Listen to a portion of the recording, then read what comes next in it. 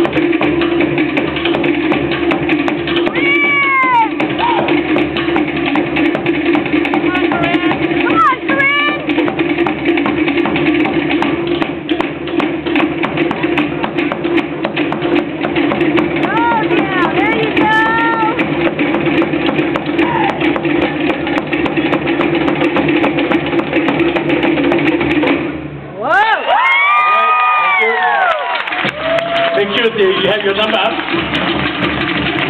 Okay, thanks.